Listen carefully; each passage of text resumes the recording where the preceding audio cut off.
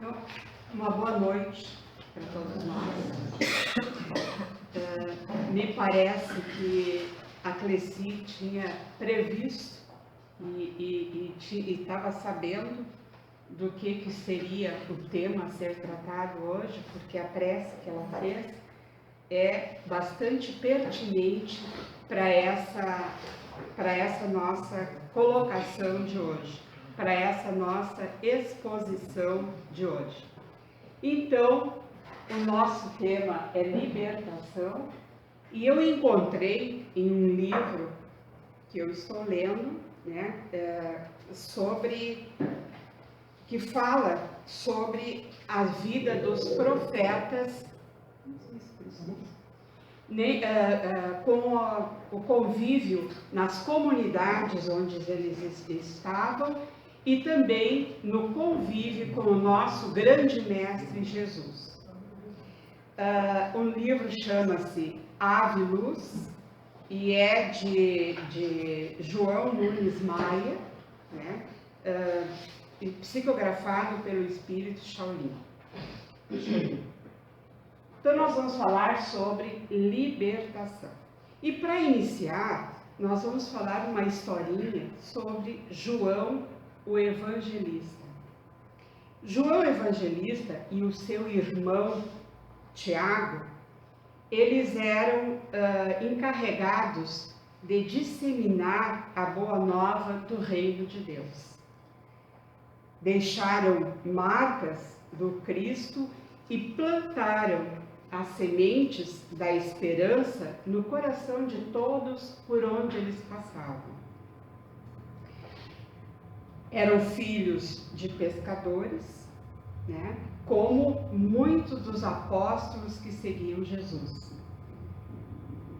Então, João gostava muito de perambular porque é caminhar, nas margens do Rio Jordão. São mais de 200 quilômetros que o rio percorre, fertilizando as terras banhadas por ele, abençoando a vida com a própria vida. As águas deste rio abençoavam a vida de todos aqueles que margeavam, e que dali retiravam o seu provento. João passava por ali, gostava muito de refletir, de meditar às margens do rio, porque ali ele sentia que as águas deste rio pediam libertação. Nós sabemos que o rio corre e em determinado momento ele acaba se libertando daquela corredeira por onde ele vai, Estes rios nascem no seio da terra, circulam nas veias do planeta e se libertam na face da terra, buscando o seu Deus, no caso, o mar. O rio em questão era o Rio Jordão.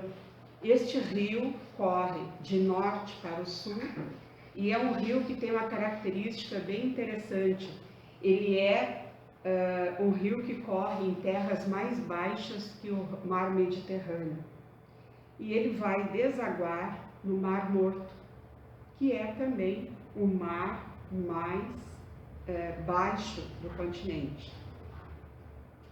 Ele procurava a inspiração divina, nessas vias principais do amor universal. Ele sempre procurou buscar todas essas inspirações de que ele necessitava por aí. Ele, apesar de ser filho de pescador, ele não era muito amante da pesca, pescava, mas ele sempre achava que os peixes também tinham direito à vida, como todos nós. Ele amava as plantas e tinha um carinho muito grande pelos animais. Assim, ele se aproximava da língua de todos os reinos, através da meditação, da observação e da convivência. e onde ele conseguia fazer pulsar a criação. Conhecia bem Jericó, na Galileia, e ali tinha amigos que o admiravam muito. Estas pessoas admiravam aquele estilo de vida que eles consideravam uma vida mística, levada sempre a envolver-se não somente com as coisas materiais, mas também a preocupar-se com o divino, com aquilo que alimentava a sua própria alma. Aí aproximou-se mais do povo enquanto ele pregava o Evangelho e acendia em todos a chama da fé e da esperança, naqueles corações muito simples. A sua presença era sempre solicitada para falar principalmente do profeta anunciado, que nem todos tinham acesso direto, que era Jesus. Numa manhã ensolarada, João vai ter no mercado e lá ele encontra diversas pessoas gritando, era uma gritaria muito grande pelo pátio. Eis que um louco, conhecido na região, tinha os cabelos revoltos, desalinhados, a boca espumante, a roupa rota e com muitas escoriações. Este, diziam as pessoas que o circulavam, era um mercado simples, pequeno, mas com um grande pátio. Esse é o doido Janjão, cuidado com ele, é uma fera, e tem dias que ele está furioso. João, e era aquela correria toda, João olha para frente e dá-se com Janjão, ficando frente a frente com ele, que ele mais parecia, na realidade, um monstro. Observou toda a inquietação daquela alma pelo desespero que encontrou nos olhos. Lembrou-se logo de Deus, mas também não esqueceu Jesus, que pregava todo aquilo que havia para ser colocado. O povo ficou muito admirado de como aquele moço, João, conseguia apagar toda a fúria de Janjão quando ele ensinou a palavra de Cristo, quando ele ensinou quem era Cristo. E as pessoas aglomeravam-se em volta e cada vez mais admirando-se da coragem do homem e na apreensão que tinha com Janjão. Dentro de pouco tempo, Janjão foi se acalmando, sentou-se ao chão e convidou João para que sentasse com ele. E assim o evangelista fez, sentou e foi solicitado que continuasse a falar naquilo que ele estava dizendo. Os curiosos cada vez mais se juntavam. E depois de muita conversa, o evangelista tomou o Janjão e levou até uma estalagem onde deu-lhe o que comer e o que beber. O que ele fez com muito afoito, Depois de muita conversa, Janjão chegou para ele, estendeu as mãos e pediu que ele também queria beijar as mãos do evangelista.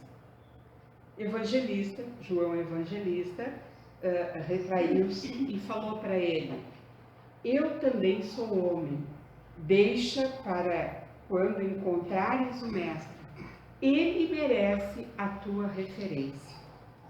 Janjão, então, falou para o evangelista: meu senhor, há momentos em que eu vejo um homem vestido de luz junto ao Senhor, ajudando ao amigo a conversar comigo. Será esse o efeito da loucura? O evangelista lhe respondeu: Não, meu filho, se por acaso for uma loucura, é uma loucura divina, que todos procuramos ter. Esse que estás vendo é o nosso mestre. Daí, seguindo o seu caminho, João volta para Betsaida, e onde ele vai se encontrar com o mestre e com os discípulos. Então, incentivado pelos outros discípulos, que cada vez que eles se encontravam, um era destinado a tirar as suas próprias dúvidas, porque cada vez que um procurava sanar as próprias dúvidas, ele acabava sanando as dúvidas de todos.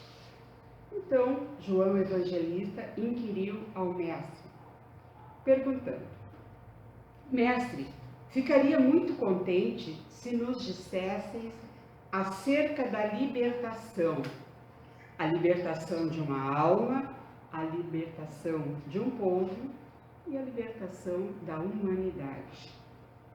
Jesus respondeu, como de costume, com muita meiguice.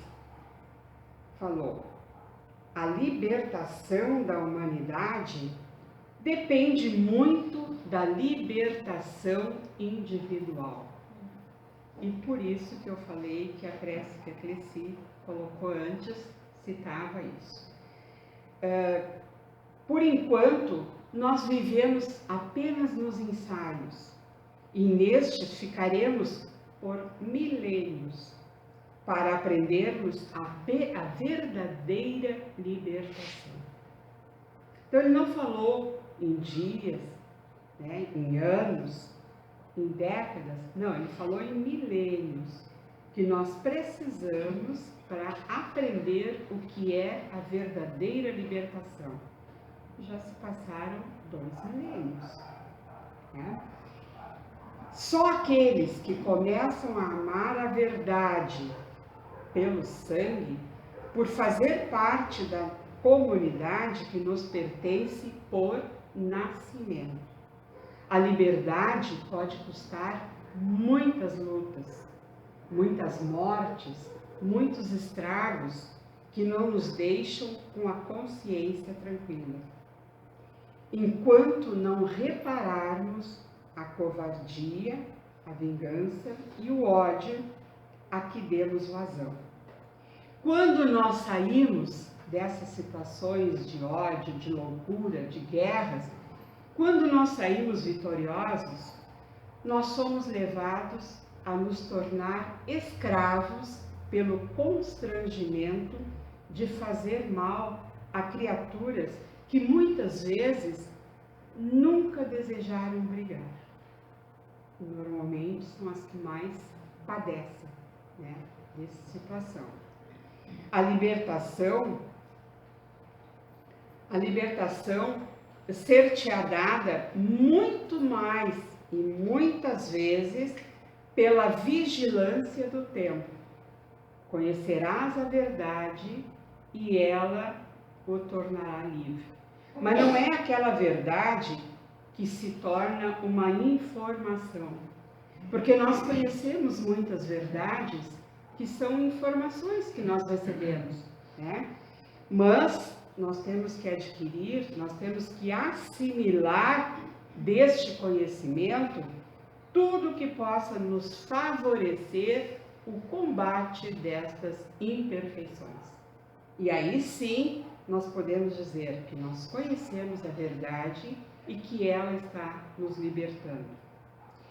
Todavia, não procures, continuou Jesus, não procure essa verdade somente um ponto de vista. Ela se estende em toda a sabedoria de Deus. Não adianta nós crermos que nós precisamos, neste momento, atingir somente aquilo que está mais próximo de nós. Nós temos que ter uma visão muito geral e muito ampla a respeito de tudo aquilo que vem da sabedoria de Deus. Nós temos que ter em mente as ligações e todas as leis naturais que nos foram confiadas. A verdade é como o ar que não cansa de soprar em todas as direções. Ora para um lado, ora para outro lado, mas que sempre nos leva a trazermos com elucidação muito dos conhecimentos a que nós temos a esclarecer.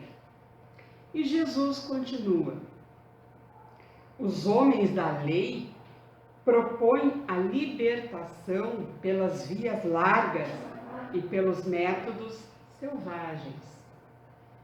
A verdadeira libertação haverá de surgir dentro de cada criatura. Esse pode e deve ser um esforço coletivo, partindo sempre de cada um de nós, para que nós nos libertemos e que possa atingir o coletivo e também ser atingido por este coletivo. Não é trabalho de dias e nem de anos, nem de séculos, pois é um tempo muito longo, reforçou Jesus. É feita de pequenas coisas, como tolerância com discernimento. Nós temos que conhecer aquilo que nós vamos tolerar. Não é indiscriminadamente tolerar tudo que nos apresenta, tudo que vem ao nosso frente, ao nosso redor. Nós temos que ter este conhecimento para saber até onde vai a nossa tolerância, principalmente iniciando conosco mesmo. Trabalho com disciplina. Às vezes a gente cansa o corpo, cansa a mente, num trabalho que se torna improdutivo. E aí é complicado, né? Perdão sem exigências. Eu te perdoo, mas tu deves agir assim, assim, assim. Não, nós temos que perdoar incondicionalmente. E este perdão inicia pelo auto-perdão. Perdoarmos a nós mesmos para que depois possamos perdoar aos outros. Persistência sem fanatismo. Agora eu entrei para a religião lá dos espíritas e agora eu vou mudar o mundo. Aí eu só falo nisso, eu tento pregar, eu não quero nem ouvir. Eu quero pregar porque aquilo que a ideia que eu comprei é muito boa. Está dando certo para os outros. Quer dizer, nós não podemos ser fanáticos, nós temos que ser racionais. Exigir de nós o cumprimento e o estabelecimento da nossa fé e, com ela, a nossa esperança. E dever com respeito. Cumprirmos com os nossos deveres, respeitando o espaço e o tempo de todos aqueles que nos cercam. Eu não preciso mostrar que eu sei mais do que ninguém. Eu sei. E se eu sei mais do que o outro, na hora certa, aquela pessoa vai descobrir que eu também sei. Eu não preciso anunciar. Tá? O que fizeste, disse Jesus, se referindo lá ao Janjão. O que fizeste em Jericó e que tomasse por libertação de um homem, porque ele achou que tinha feito uma grande libertação, né? Na verdade, é só a aparência de liberdade. Não deixa de ter real valor na pauta do bem. No entanto, só ele mesmo poderá ter esse direito da própria libertação. Serviu de toque espiritual, mas o resto, o mais duro de fazer, pertence a ele. E somente ele, para que possa desfrutar dos seus próprios esforços no alvorecer da maturidade. Amar, que o amor te beneficia por dentro, igualmente ajudando por fora. Quando nós estamos naquele sentimento de amor, principalmente amor a nós mesmos, nós acabamos irradiando este amor para fora da nossa alma, para fora do nosso eu. E as pessoas ao nosso redor começam a perceber que nós estamos transbordando de amor. Não é assim? Às vezes a gente está tão bem, que nós encontramos as pessoas e elas logo comentam: o que está acontecendo contigo que tu está tão bem? Eu estou em paz. Eu estou à procura, mas eu tenho encontrado muita coisa. Ainda tenho muito a percorrer, mas com certeza a gente vai conseguir. Tu mesmo, aliás, se nós procuramos uma liberdade fácil, nós mesmos seremos os primeiros a desconfiar, sentindo que ela é falsa. Nós mesmos precisamos nos manter seguros daquilo que nós vamos buscar. Para que a criatura ame a Deus sobre todas as coisas e ame a si mesmo, tem que passar por todas as fervuras do tempo e do espaço. A fervura porque nós precisamos muitas vezes passar pela dor. Porque é a dor que vai nos libertar. É a dor que nos vai fazer procurar algo que possamos melhorar. Não é assim, gente? Quando a gente recebe muita coisa de pronta, de mão beijada, a gente às vezes até nem valoriza. Agora, quando nós precisamos ir em busca, porque aquilo está nos incomodando, porque aquilo está nos doendo, com certeza nós teremos muito melhor resultado. Foram as bênçãos de Deus que te ouviu, no caso do Janjão, que Deus teria abençoado a ele para fazer o que ele fez. E que te ouviu foi o amor dele que te ajudou a ajudar. Aí, encerrada aquela reunião daquela noite em Betsaida, com a alegria e a esperança que sempre vibra no coração dos discípulos e no coração do Mestre dos Mestres. E então, nós, dando um pouquinho de continuidade, nós vamos puxar um pouquinho a brasa para o nosso assado, tá? Então, o Espiritismo nos mostra, com muita clareza, diversas medidas que nós possamos adotar para combater a ignorância e as imperfeições morais, a desenvolver pelas virtudes. Mas nós temos que querer, nós temos que ir em busca, nós temos que controlar, vigiar os nossos pensamentos, fazer os nossos estudos, buscar leituras saudáveis e completar com as nossas atitudes. Nós temos que ter atitudes que vão de encontro às necessidades do outro, que acabam sendo as nossas próprias necessidades. As mais importantes, então, são o estudo e o autoconhecimento e aperfeiçoamento moral. O estudo nos auxilia porque ele vai nos ampliar a visão da vida e do universo, bem como das leis que os governam. Não as leis civis, mas as leis morais, as leis divinas. Com ele nós compreendemos quem somos, de onde viemos e para onde iremos, e o que nos aguarda na vida espiritual. Porque nós ainda continuamos morrendo de medo de morrer. Mas nós não conhecemos a morte. Como é que nós vamos ter medo de morrer? Então, nós temos que conhecer um pouco mais do que é a nossa vida após a morte.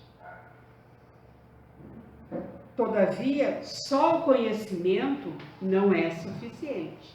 Então agora estou livre porque eu venho na casa, eu estudo, eu faço, então estou livre. Não, só isso não é suficiente. Ali diz que é importante.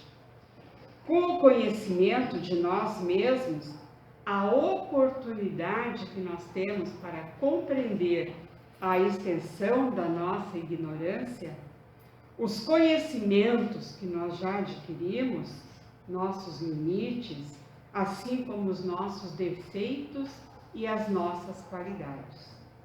Assim, poderemos programar ações a serem postas em prática com o objetivo de melhorarmos. Então, nós precisamos melhorar. E onde é que nós vamos buscar essa melhora? Em nós mesmos. Ninguém vai me colocar dentro de uma casa espírita, de uma sala para estudar. Se eu não quero estudar, não vai adiantar.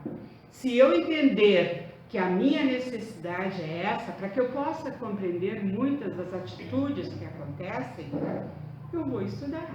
Mas só o estudo basta? Não. Nós temos que trabalhar um pouco mais todos os demais conhecimentos. Então, é indispensável que inicies o processo da tua libertação o quanto antes. Nós queremos nos libertar? Primeiro a gente tem que saber. É isso que nós queremos? Então vamos. Faze um momento habitual de solidão onde quer que te encontres. Tem pessoas que conseguem se sentir em solidão no meio de um burburinho. Não é necessário que fujas do mundo, porém que consigas um espaço mental e doméstico para exercitares abandono pessoal. E aí fazes silêncio, meditando em paz. Não diga que o tempo não te faculta a ocasião. Nós não precisamos usar essa desculpa. Isola-te e silencia. Deixa que a meditação refunda os teus valores íntimos e logre libertar-se das paixões escravizantes. Isso está no livro Momentos de Felicidade, de Joana de Ângeles. Então, que nós possamos, neste momento, neste período, nós estamos hoje entrando naquele mês que nós lembramos um pouco mais do Cristo. Não daquele Cristo que nasceu na manjedoura, né, e que morreu pregado nas cruzes, mas daquele Cristo que veio com um objetivo bem claro, bem nítido para nós, nos trazer a boa nova. E que ele não só explanou, ele não deixou nada escrito, ele vivenciou. Aqueles que com ele conviveram é que o escreveram. Então, que nós consigamos levar até o interior de nós mesmos esse desejo de libertação e que nós consigamos nos libertar cada vez mais, para que na hora da nossa partida a nossa maleta seja vazia de situações mundanas, que nós consigamos levar apenas o espiritual. Que assim seja.